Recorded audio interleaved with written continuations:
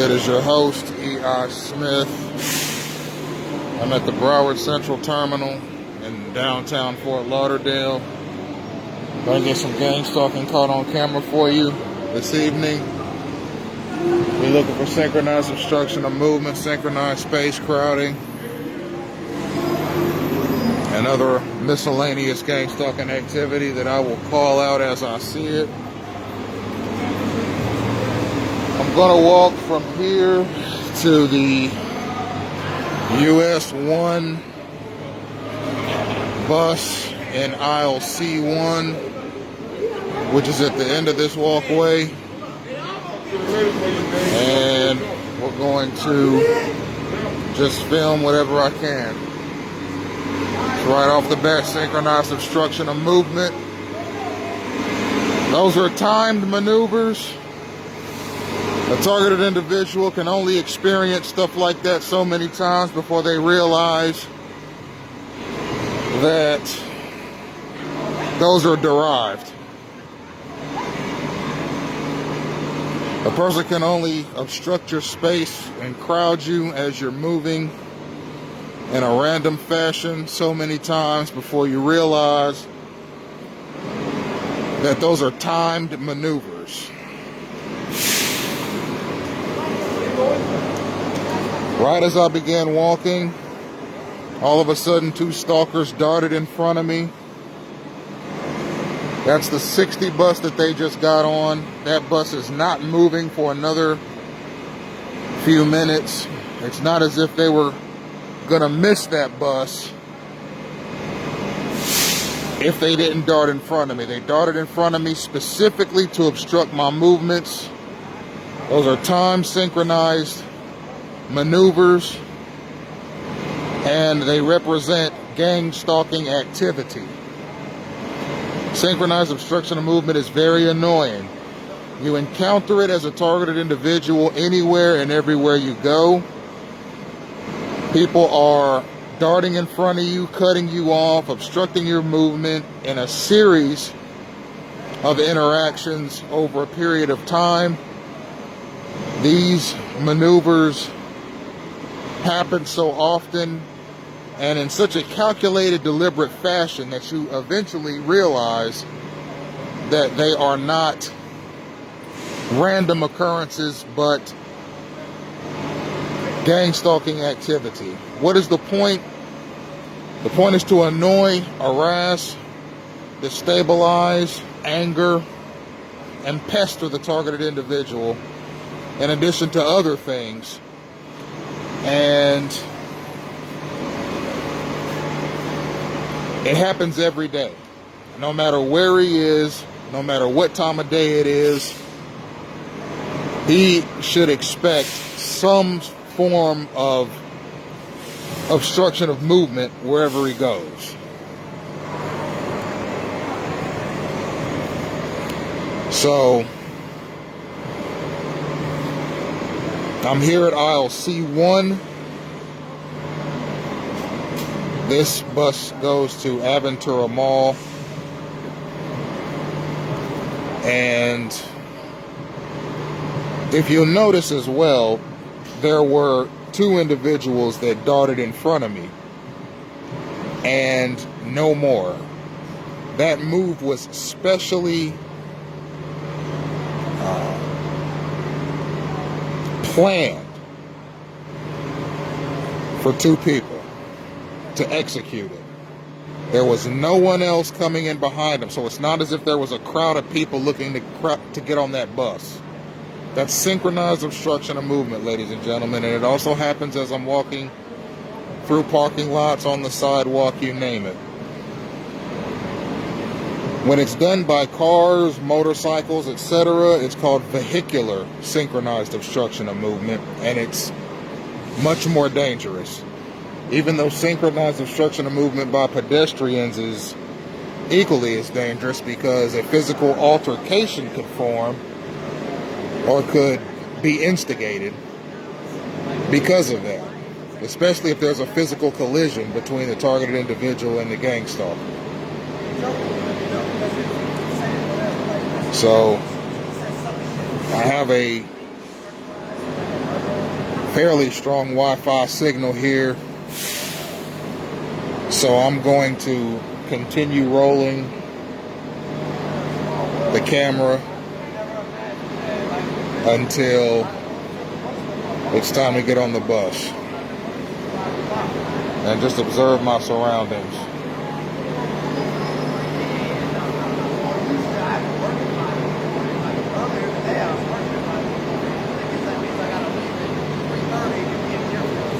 You'll notice in previous videos I've had biological attacks against me. I've had knives pulled on me. My fiance Lori's been brutally assaulted. I've been brutally assaulted. I've had phony 911 calls against me, one of which took place in Sunny Isles Beach, Florida, where someone called the police on me and said that I was waving a gun around inside of a Publix grocery store. Was a total lie. Fabricated 911 calls are a part of gang-stalking campaigns against the lives of targeted individuals. I've got it all on tape. Check me out on YouTube, Emmanuel Isaiah Smith. Check me out here on Facebook. Check me out on Twitter. When you're a targeted individual and you're smack dead in the middle of a gang-stalking campaign, it's always a good time to roll cameras because there's always something going on around you. And it's always destructive. It's always deleterious. It's always negative. It's not just the stalkers, it's the stalkers and their police cohorts, which may or may not know that they're involved in the gang-stalking campaign. Phony 911 calls are a huge part of gang-stalking. I've had so many phony 911 calls against me, you wouldn't believe it. And each time I've come out smelling like a rose, because a fake 911 call is a fake call indeed. And an innocent person is an innocent person indeed. And I'm an innocent person. I'm a good citizen. And I am to be a productive citizen. That's why I'm doing gang stalking in action. And I do it to protect myself. I do it to protect my fiance Lori.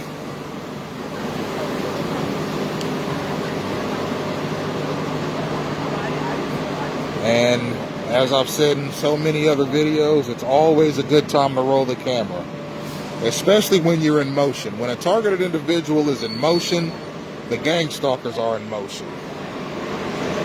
When a targeted individual is walking, the gang stalkers are instantly mobilized against the target with cars, scooters, motorbikes, rollerblades, skateboards, on foot. The goal is to cause a collision with the targeted individual or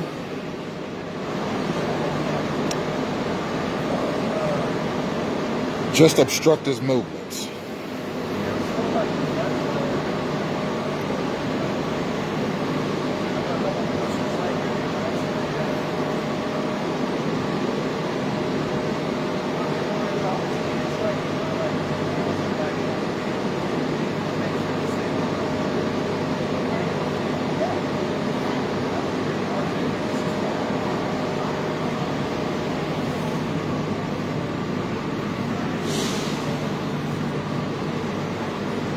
The constant movement around the TI is often obstructive. Sometimes you see the same person walking back and forth in front of them numerous times in an effort to annoy him.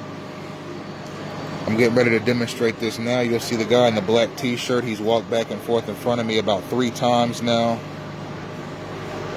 Make it 4.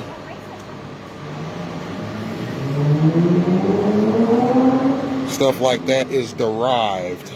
It is not random occurrences. These are not people just minding their own business. They are part of a gang stalking unit.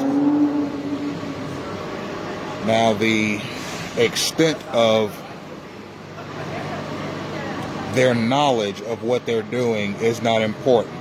The important thing is that such a thing does exist in the United States of America. It is very likely a program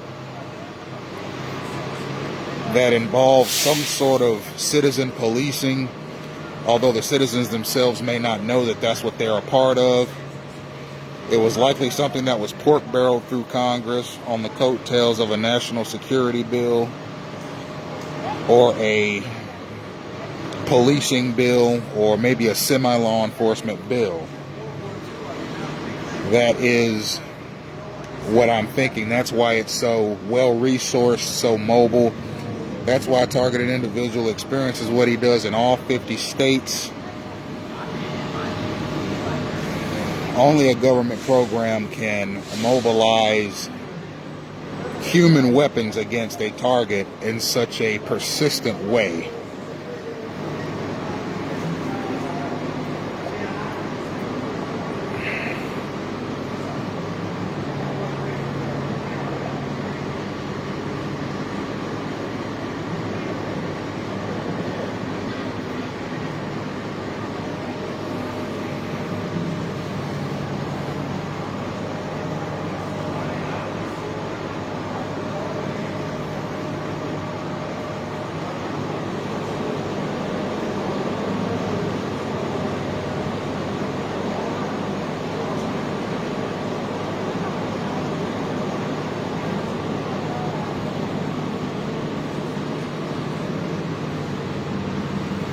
And you see off in the distance the lights on the police cruiser.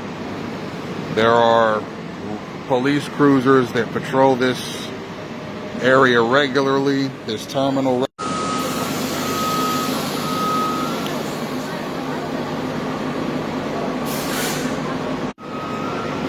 Fort Lauderdale is the crime capital of Florida. It's the murder capital of Florida. And you see how close these stalkers walk to you. There's plenty of room on this sidewalk. It's very wide. It's at least 7 feet wide. But they choose to walk as close as they can to you because that's what stalkers do. They annoy people and they harass people. But back to what I was saying about Fort Lauderdale, it is the crime capital and the murder capital of Florida. I believe it's 22 homicides per 100,000 people. And it's fairly well patrolled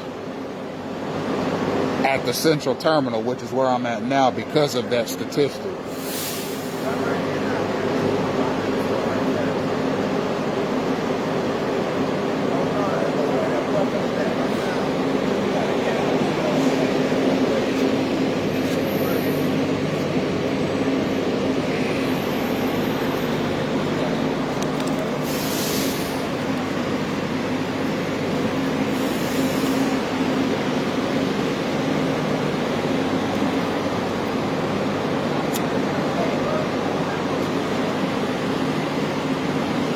I'm gonna have a cigarette as I wait.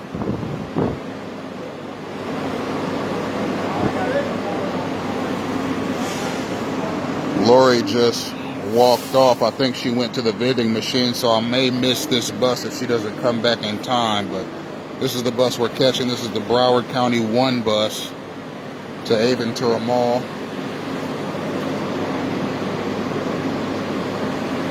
We typically take this bus at the end of the night because during the day we go to Broward County libraries.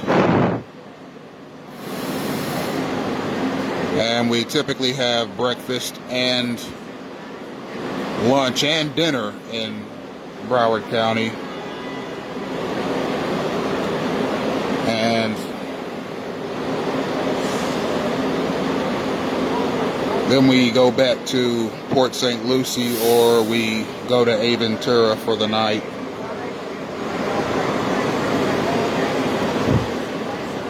It depends on what we have to do the next day. There's the driver.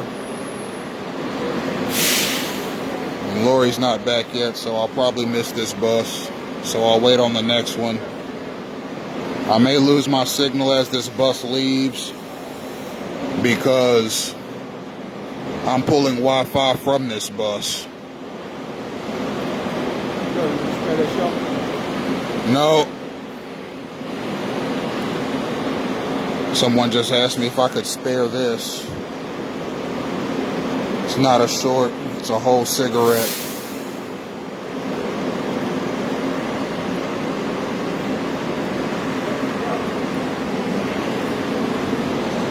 Whoever that guy is, he's waiting around on me.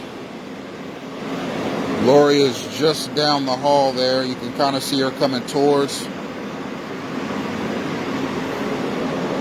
If she gets back in time, I'll be able to catch this bus.